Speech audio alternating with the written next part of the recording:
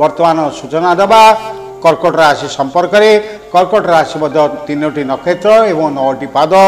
पुनर्वसु नक्षत्र 1 पाद 7 4 पुष्या नक्षत्र 4 पाद 8 4 अश्लेषा नक्षत्र 4 पाद 9 4 यही 3 नक्षत्र कर्कट राशि जात व्यक्ति मानकर जमी जमा को नहीं शत्रु सृष्टि हेबे मन रे उद्वेग रहिबो उपस्थित अधिकारी सह आपणकर ए मासरे बचसा होई पारे धर्म भावना मन दूरे जीव आर्थिक समस्या चिंतार कारण हेबो भाई बंधु सह कलह जो रहुतरु आपण टिके सावधान चलंतु अजथा व्यय आर्थिक हानिर सूचना रही कार्यहानि पारिवारिक समस्या संतान मानक बेपरुआ मनोभाव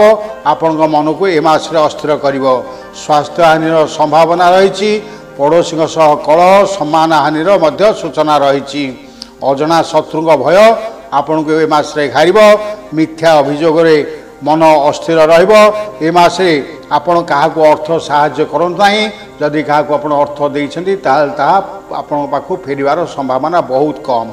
यही राशि तो महिला माने कर्म तत्पर रहिबे यही राशि छात्र छात्री माने पाठरे निश्चित सफल हेबे। यही राशि जात व्यक्ति मानकर शुभ रंग होउची धला सतर्कता दिवस होउची जून 16 17 18 29 30 एवं जुलाई 1 तारिख आपण